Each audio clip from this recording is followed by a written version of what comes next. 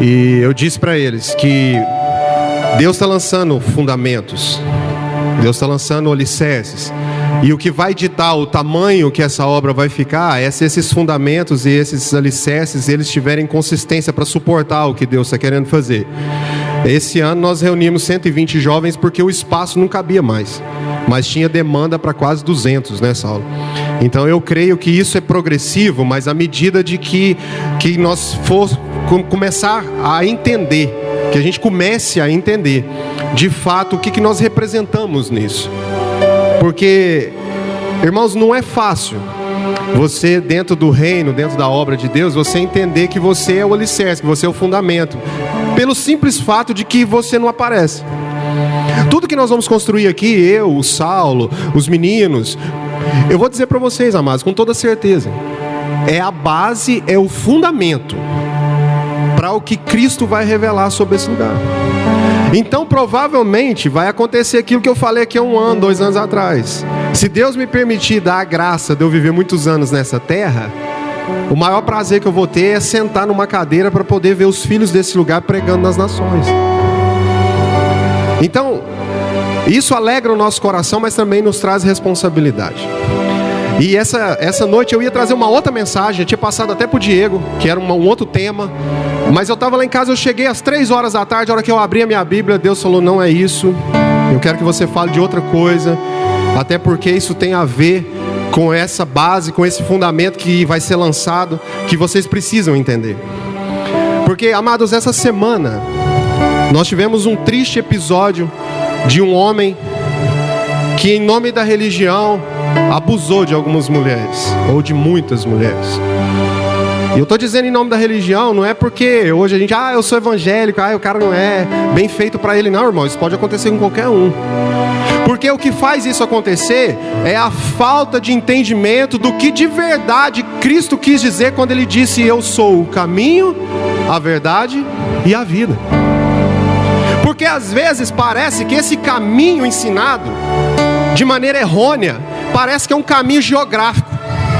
A sensação que a gente tem muitas vezes ouvindo algumas mensagens é que Jesus está num determinado local e que se eu me esforçar, se eu fizer muito culto, se eu for muito bom de jejum, se eu for bom de oração, se a minha roupa for comprida, se o meu cabelo for certinho, se eu for dizimista, eu vou percorrer esse caminho e vou chegar em Jesus. Esquece, irmão, não é isso. Não foi isso que Jesus disse. Parece que a verdade que Jesus disse, o que foi ensinado para nós é uma verdade de que se a gente não se trancar dentro de um lugar para a gente poder virar santo, nós não vamos chegar. Não é isso que Jesus quis dizer. Não é essa a verdade. E a vida que Jesus quis nos dar não é uma vida para você ficar bem, é uma vida para você ter abundância para repartir com os outros. Então eu queria partilhar com vocês um texto. E eu queria dizer para vocês o seguinte, amados, Jesus, Ele sempre deixou claro que Ele vai voltar para buscar a sua igreja, sim ou não? Sim, mas em alguns textos da Bíblia, nós precisamos entender que Jesus não estava falando de uma volta futura, não estava falando de uma volta daqui 1 século, ou daqui 1000 anos, ou daqui 1 semana, não, Jesus estava falando de uma volta hoje. Uma volta que não é mais agora, no sentido de ser um Deus do Velho Testamento, um Deus que aparecia nas teofanias. Deus vai aparecer ali agora, vai descer no fogo, igual falou com Moisés. Deus vai descer lá no monte, na nuvem, igual falou com Moisés. Não, irmão, não. E também não é no sentido de Jesus voltar de novo, andar aqui no nosso meio de novo, como andou com os discípulos do lado. Mas a grande sacada é que Jesus estava dizendo, eu vou voltar hoje, só que agora é em você. Em você. E se a gente não entender isso, nós nunca vamos entender o Evangelho, porque a gente vai estar sempre reportando Jesus ou para o passado ou para o futuro, e nós vamos esquecer que Jesus está presente hoje. Deixa eu te falar uma coisa, querido, tem promessas da Bíblia que já se tornaram realidade, só que a gente não desfruta porque a gente não entendeu. Deixa eu te falar, Jesus já voltou. Sabe por que ele já voltou? E sabe por que eu posso te dizer com certeza que ele já voltou? Porque a Bíblia diz que onde tiverem 2 ou mais reunidos no seu nome, ali ele estaria. Então eu tenho a certeza de te afirmar que ele está aqui. Ele está aqui. Então não fique esperando Jesus voltar. Aproveita que ele já voltou e começa a viver como ele viveu. Abre a sua Bíblia lá em João 14, a partir do verso 1.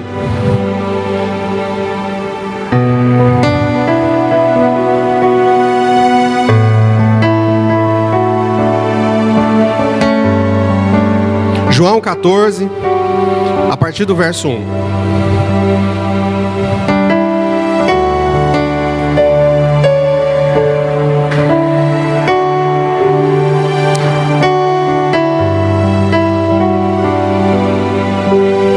João 14, a partir do verso 1, diz assim: Não se turve o vosso coração, crede em Deus, crede também em mim. Na casa de meu pai há muitas moradas, se não fosse assim, eu não teria dito, vou preparar-vos lugar. E se eu for e vos preparar lugar, virei outra vez e vos levarei para mim mesmo, para que onde eu estou, estejais vós também. Vós conheceis o caminho para onde eu vou. Disse-lhe Tomé: Senhor, nós não sabemos para onde vais, como podemos conhecer o caminho? Respondeu-lhes Jesus: Eu sou o caminho, a verdade e a vida. Ninguém vem ao Pai senão por mim. Se vós me conhecesseis, também conheceríeis a meu Pai. De agora em diante o conheceis e os viste. Disse-lhe Filipe: Senhor, mostra-nos o Pai, e isso nos basta. Respondeu-lhes Jesus: Há tanto tempo estou convosco que não me conheces, Filipe. Quem vê a mim, vê ao Pai. Como dizes tu, mostra-nos o Pai. Não crês tu que eu estou no Pai e que o Pai está em mim? As palavras que eu vos digo, não as digo por mim mesmo, antes é o Pai que está em mim que faz as obras. Crede-me quando digo que estou no Pai e o Pai está em mim. Pelo menos crede por causa das mesmas obras. Em verdade vos digo, que aquele que crê em mim também fará as obras que eu faço, e as fará maiores do que essas, porque eu vou para o Pai. E farei tudo o que pedirdes em meu nome, para que o Pai seja glorificado no Filho. Se me pedirdes alguma coisa em meu nome, eu o farei. Aleluia. Obrigado, Senhor. Essa é a tua palavra, não é a nossa, é a tua. É o teu Espírito, é a tua verdade. Não é conhecimento humano, mas é revelação da eternidade. Seja presente aqui hoje, Senhor. Fala com os teus filhos. Revela, descortina, abre os olhos. Abre os olhos, abre os ouvidos. Nos faz melhor, Senhor. Nós não queremos sair daqui da mesma maneira que entramos, mas nós sabemos que o Senhor é poderoso para fazer com que saiamos daqui transformados. Sabe de uma coisa, querido? Jesus começou esse texto dizendo a seguinte frase: não se turve o vosso coração. Sabe o que Jesus estava dizendo? Jesus começa dizendo: não entristeça. Não se turve significa não entristecer. Ele estava dizendo: não se entristeçam pelo que virá. Porque os discípulos começaram a perceber que eles ficariam sem a presença física de Jesus, porque Jesus começou a dizer para eles acerca da sua morte, acerca da sua entrega. E essa foi a maior crise dos discípulos, e com certeza é a maior crise da igreja até hoje. Porque a gente tem muita facilidade de entender Jesus ao lado e a favor, mas nós temos muita dificuldade de entender Jesus em e através de nós. A gente prega muitas vezes um evangelho que mostra um Jesus na terceira pessoa, e isso cria na nossa cabeça uma fantasia. Os discípulos andaram com Jesus do lado, vendo o poder, vendo a palavra, vendo os milagres, mas chegou o momento que Jesus falou: eu preciso que vocês entendam algo mais profundo, porque eu preciso voltar. Eu preciso voltar para o Pai, só que vocês precisam entender que agora eu vou ser em vocês. Por isso vocês farão obras maiores do que as que eu faço, porque agora vocês vão ser muitos Cristos. Porque eu era o unigênito que se tornou primogênito, ou seja, ele era o único que se tornou o primeiro de muitos Cristos. As obras hoje ao redor da terra que são feitas com a consciência de Cristo são maiores, porque hoje são bilhões de Cristos na terra. Jesus estava falando, vocês precisam entender, porque isso foi para um tempo, agora vai mudar. Deus é Deus de processo, irmão. Deus de Abraão, Deus de Isaac, Deus de Jacó. A vontade de Deus, ela é boa, ela é perfeita e ela é agradável. Primeiro a semente, depois a espiga, depois o grão na espiga, depois a espiga cheia. Deus é Deus de processo. O problema é que muitas vezes, quando a gente passa por uma fase, a gente passa por uma etapa em Cristo, a gente tende a ficar ali e não entende que Deus está virando as chaves e que o processo continua. O que Deus vai fazer nesse lugar, na cidade, o que Deus vai fazer no Brasil, Ele está virando uma chave, está virando, é outra fase, é outro processo, e nós precisamos entender aquilo que foi revelado desde a eternidade. Você precisa entender agora quem de verdade você é em Cristo, e o que de verdade Ele espera de você. Jesus estava revelando agora para os seus discípulos a responsabilidade de ser a sua representação, amados. Amados, eu sei, tem irmãos aqui, o doutor Daniel é advogado, tem outros irmãos aqui que são. Irmão, quando você dá uma procuração para um advogado, ele se torna o seu representante legal. E ele tem que desempenhar um papel muito bem feito para te representar, ou seja, para ser você naquele lugar. Jesus estava dizendo para os seus discípulos, vocês precisam entender agora a responsabilidade que eu estou dando para vocês. Vocês agora se tornarão embaixadores do maior nome que já existiu sobre a terra, Cristo. Responsabilidade. E sabe como que ele ensinou sobre responsabilidade? Nós lemos o 14, se você ler o 13 de João, você vai ver um Deus que na última reunião de mesa, na última reunião de jantar, na ceia,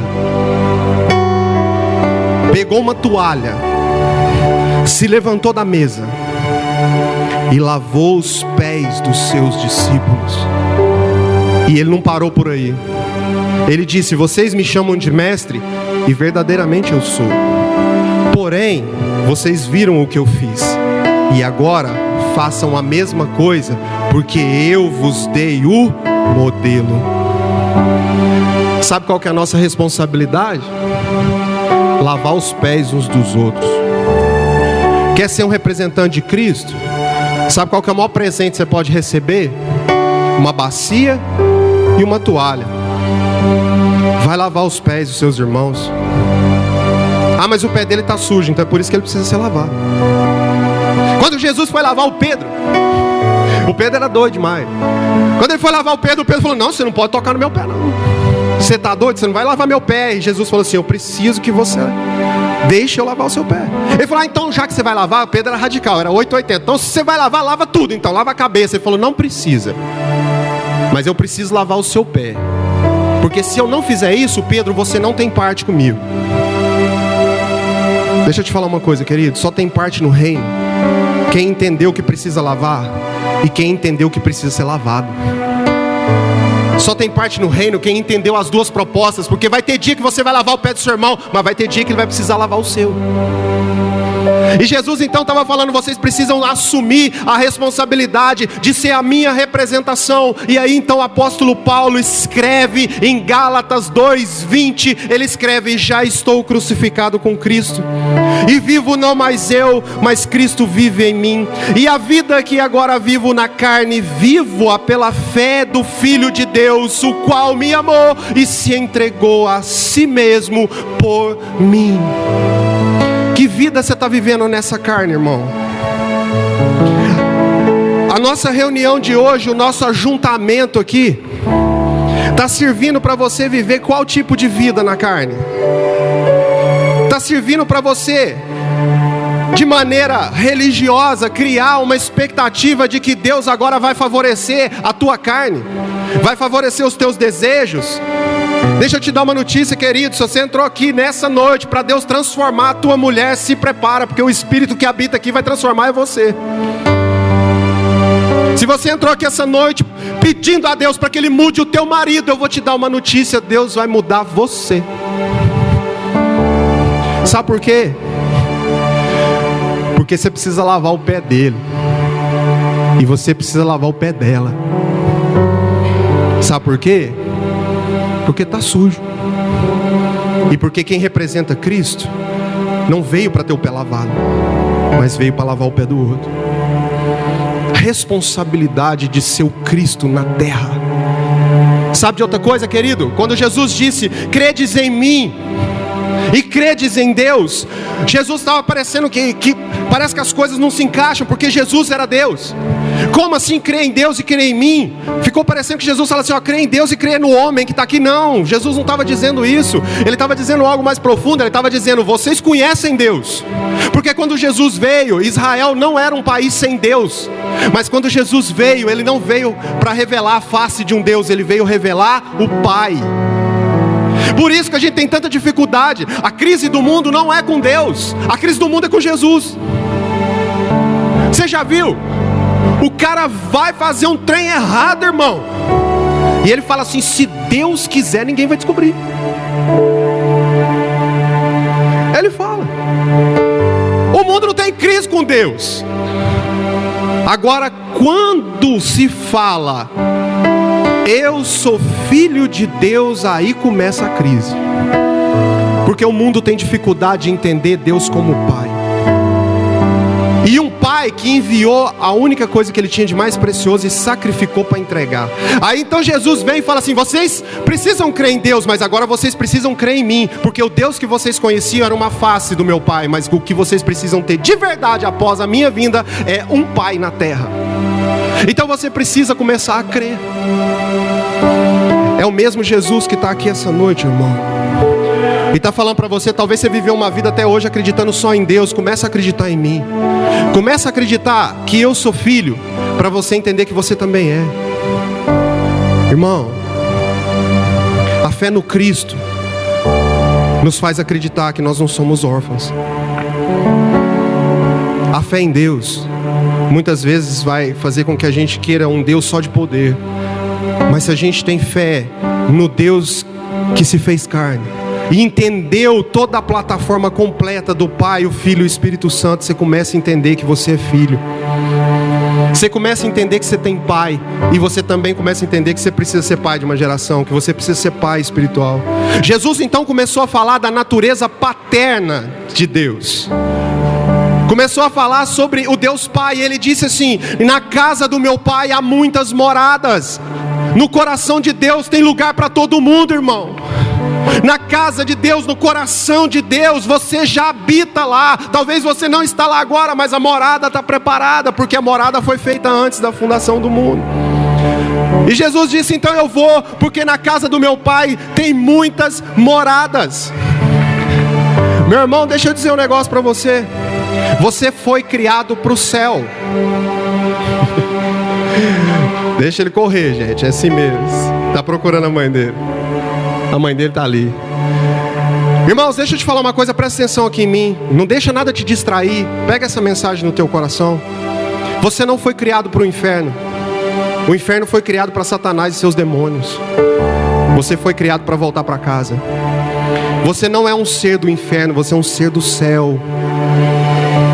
Você veio de lá e você precisa voltar para lá. A tua casa é lá. E se você então entendeu que você agora tem um coração igual ao coração do Pai, um coração que tem muitas moradas e que te adotou como filho adotivo por adoção, então o teu coração também precisa ter muitas moradas, irmão. O teu coração precisa ter morada para os órfãos que estão no mundo hoje. Quem são esses órfãos, irmão? São os ateus, são os idólatras, são as prostitutas, são os religiosos.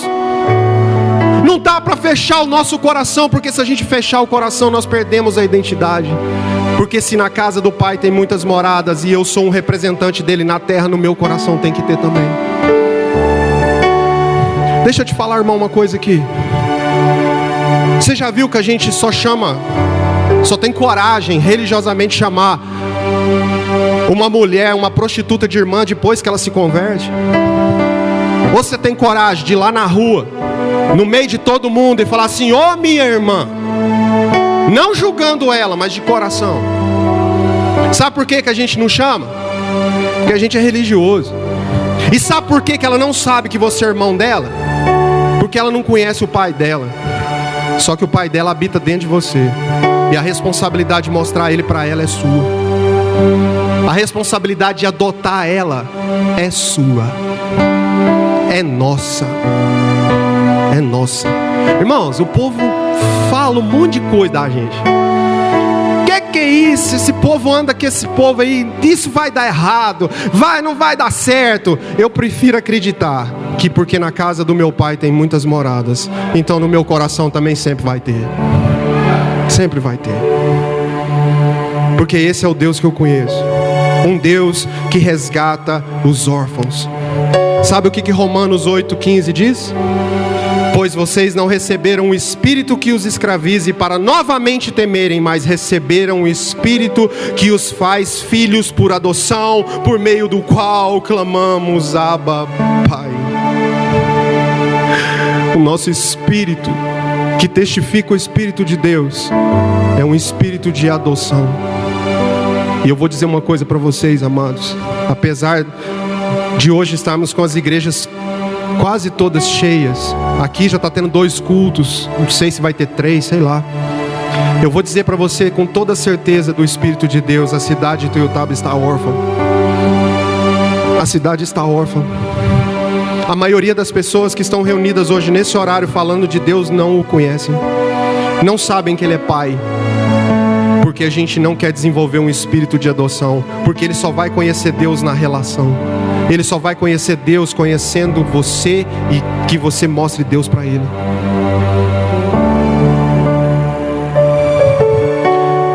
Quantos viciados em drogas você tem conversado nos últimos dias?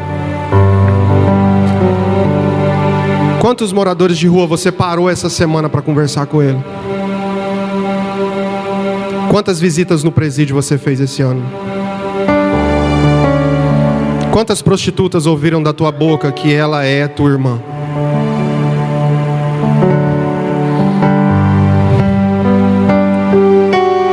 O caminho, a verdade e a vida. Tudo isso está dentro de nós. Não está de fora. Só que a gente está fechando a porta. E o mundo não está conhecendo Cristo da maneira que precisava conhecer. Deixa eu te falar uma coisa, querido. Quando Jesus disse: eu vou preparar as moradas e eu virei outra vez, a gente tem a mania religiosa de pensar, e a falta de entendimento, e às vezes a falta até de leitura bíblica, de achar que esse virei outra vez é quando Jesus vier para levar a igreja. Ah, Jesus vai voltar, então o que eu vou fazer? Vou virar crente, comprar uma Bíblia, vou no culto todo domingo, visto uma roupa de crente e faço uma campanha e faço um jejum, e a hora que o Senhor vier, nós vamos subir pulando e cantando. E se eu te falar que Jesus estava falando aqui era de outra coisa? E se eu te falar que Jesus não estava falando aqui de uma volta futura, mas de uma volta hoje? Pastor, eu não creio. Então abra a tua Bíblia de novo aí, em João 14. Abre aí a tua Bíblia de novo em João 14. João 14. Olha o que fala o versículo 16 e o 17. Eu rogarei ao Pai, e Ele vos dará outro Consolador, para que esteja convosco para sempre, o Espírito da verdade, que o mundo não pode receber, porque não o vê e nem o conhece, mas vós o conheceis, pois habita convosco e estará em vós. Quando Jesus falou assim, eu virei outra vez, Ele estava falando do Espírito Santo. Ele estava falando do Espírito Santo. Ele não estava falando de uma volta triunfal que vai acontecer no final dos tempos. Ele estava dizendo, eu vou, mas eu vou rogar ao Pai, porque o Espírito Santo vai vir, e assim que eu ressuscitar e voltar, Ele já está em vós. Então Ele já voltou. E o que nós estamos fazendo com a volta dele? Irmão, você tem noção do que é o Espírito Santo? noção que ele é uma pessoa? Que você pode conversar com ele e eu vou falar, você vai ficar mais louco, ele te responde. O povo fala que a gente está ficando doido, religioso, quando a gente começa a falar que nós estamos falando com Deus, aí o povo fala assim, ficou doido. Aí eles falam assim, que ficou mais doido quando a gente fala assim, não, e pior que ele responde. O Espírito Santo responde. Porque ele testifica acerca do que Cristo é. E ele não te deixa fazer nada que Cristo não faria. Porque em Jeremias está escrito, e eu pegarei a lei, e eu gravarei ela na tábua do teu coração. A lei agora não é mais uma cartilha de regras, mas a lei está no nosso coração. E sabe que lei é essa agora? É a orientação do Espírito Santo de Deus, que quando você está passando na rua, passa uma irmã, e aí você vai olhar, o Espírito Santo fala, ô cabeção, não faz isso. Aí você fala, oh, checata lá, mata a basulha lá. É o Espírito que quando você está lá no teu trabalho, aparece um dinheiro lá e você fala, oh, estou precisando tanto. E aí o Espírito Santo que está na tábua do teu coração sopra no teu ouvido e fala, eu não te criei para isso. Porque nem que seja para te sustentar com um copo de água, eu te sustento, você não precisa disso. Você não precisa disso. Isso é Deus em nós. Deus em nós, o caminho em nós. Sabe, querido, quando Jesus disse isso e ele falou acerca do Espírito Santo, Cristo estava dizendo, vocês precisam renunciar aos teus direitos para vocês aprenderem mais de mim, porque Cristo foi aquele que renunciou tudo. Porque isso, amados, gera uma crise na nossa cabeça. Porque a gente acha que se juntar no nome de Deus é para ganhar poder, enquanto a Bíblia nos revela que Cristo se tornou o Cristo à medida que ele ia abrindo mão do poder que ele tinha. Sabe, amados, a gente teve um tempo atrás aí uma situação e a gente vai entendendo mais de Deus. Nós tivemos um caso que nós fomos orar e a pessoa ela endemoniou. Isso existe, irmãos, existe. E ela manifestou uma endemoniação. E eu me lembrei que quando isso acontecia no começo da minha caminhada, eu achava que o demônio era surdo. E aí ele começava e eu gritava com ele, sai em nome de Jesus. Uma vez eu gritei com aquele, mordeu no meu dedo. Deu vontade de morder nele, mas ele mordeu no meu dedo, literalmente. Acho que o Daniel estava aqui na época. E eu gritava já que o demônio era surdo. Só que aí a gente vai entendendo que não é por esse poder, por esse espetáculo, é pela consciência de filho. Nós estávamos lá e a hora que ele manifestou, eu fiz só uma oração. Falei, no nome do Filho de Deus, que eu conheço como meu pai, e eu sei que eu sou um filho dele, estou aqui. Pega as tuas coisas e vai embora. Voltou na hora. Chega de show, irmão. Chega de espetáculo. Precisamos ter entendimento. Entendimento, consciência. Deus está querendo nos levar num nível maior. Num nível maior. Por isso, querido, que Jesus não foi exaltado pelo poder que ele tinha, mas Jesus se esvaziou para cumprir a vontade do Pai. Sabe, querido, muitas vezes nós somos simpatizantes de Jesus, mas nós não somos discípulos dele. Quer que eu te falo por quê? Porque a Bíblia diz em João 6, não precisa você abrir. Em João 6, a Bíblia diz que Jesus estava pregando num templo. E aí tinha muita gente com ele, porque Jesus era o Filho de Deus, estava fazendo muito milagre, então as pessoas vinham pelo poder. Jesus estava lá, e aí de repente porque Jesus era assim, irmão, ele fazia um milagre para o povo se juntar. Quando o povo juntava, ele fazia o que tinha que fazer, falava a verdade. Jesus então vira para todo mundo lá assim e fala assim: quem não comer da minha carne e quem não beber do meu sangue, esse não tem parte comigo.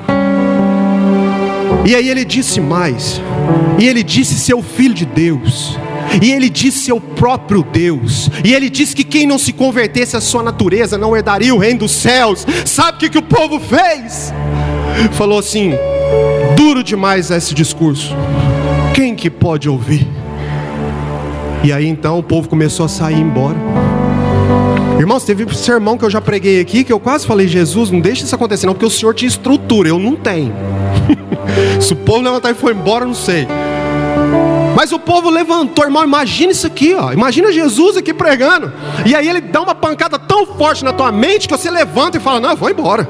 Eu vim aqui por causa do milagre, não vim aqui para escutar isso não.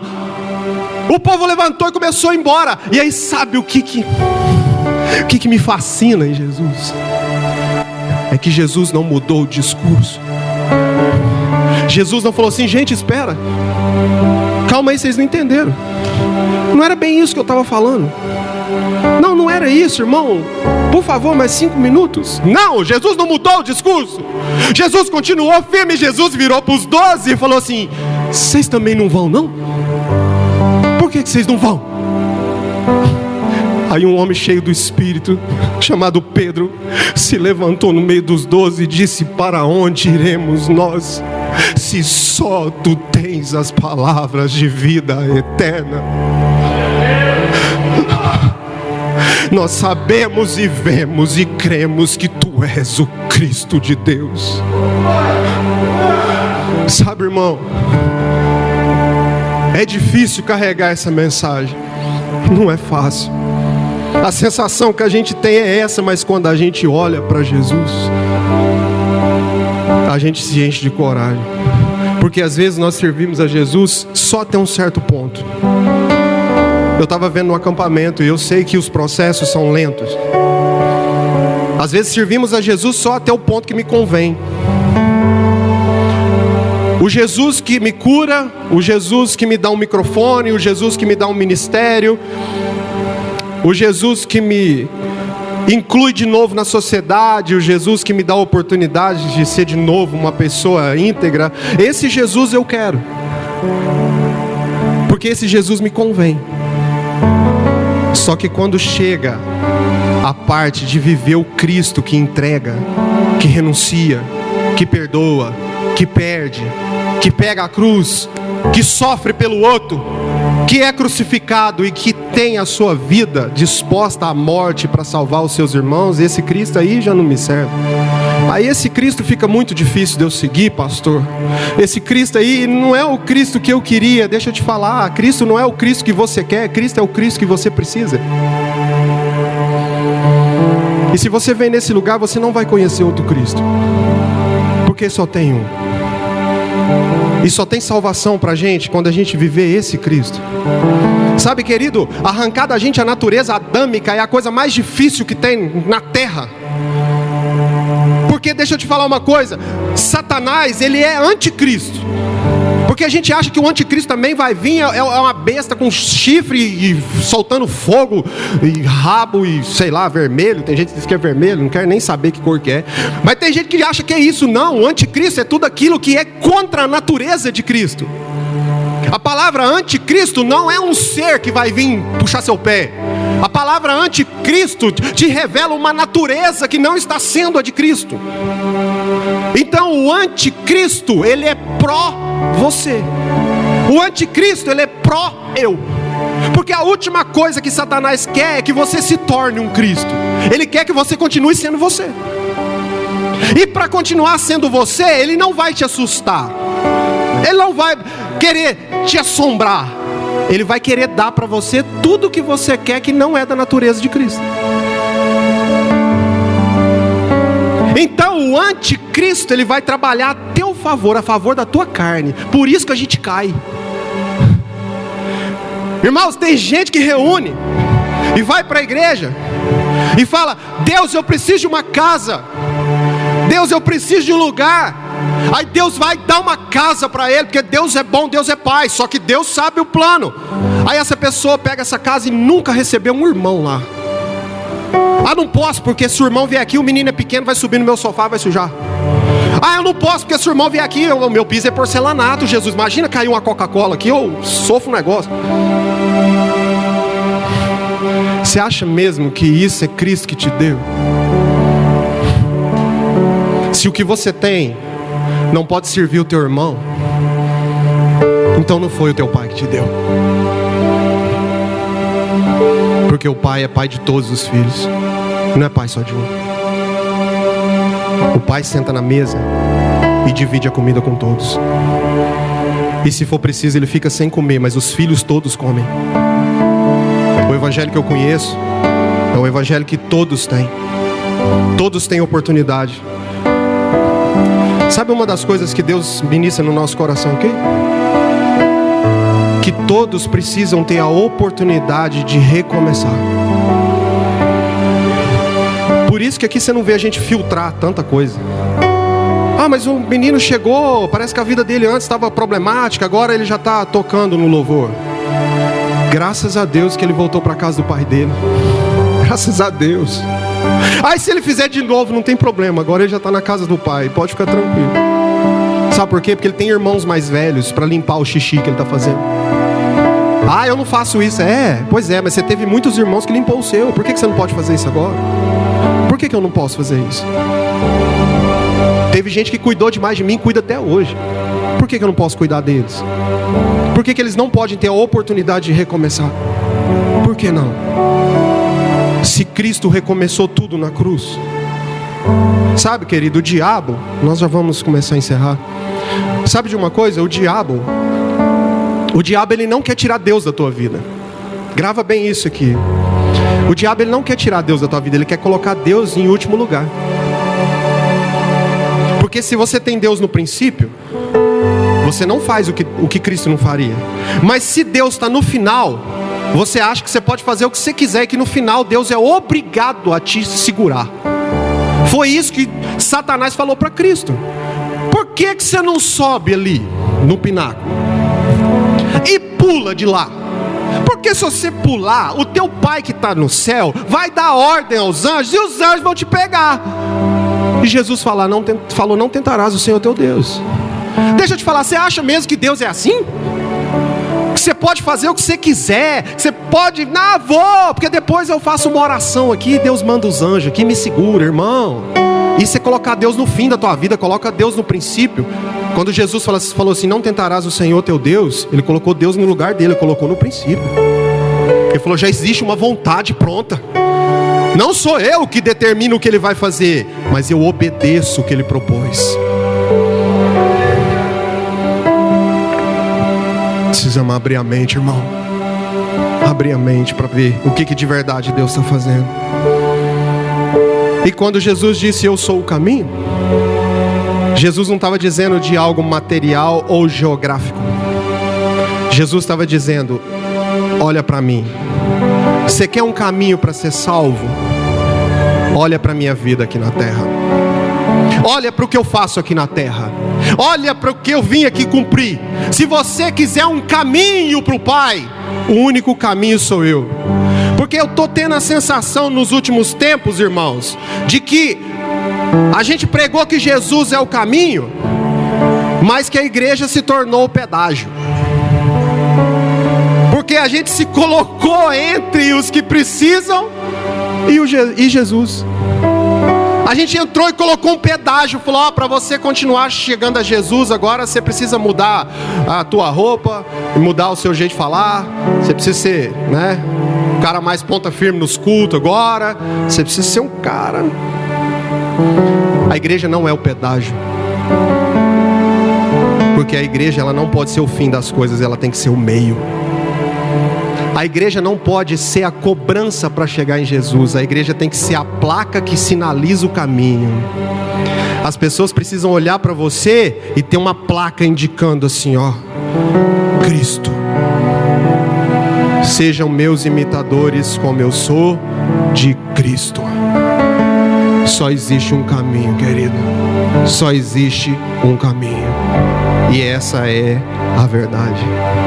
Filipe falou para Jesus nesse texto, mostra-nos o Pai. Retrato da igreja de hoje. A igreja de hoje, irmão, nós vivemos uma igreja que quer ver Deus nos homens. Deixa eu te falar uma coisa, querido. Se você entrou nesse lugar aqui esperando ver Jesus em mim, perdeu sua viagem. Porque eu sou igualzinho você. Até pior se brincar. Quem vê Cristo, vê o Pai.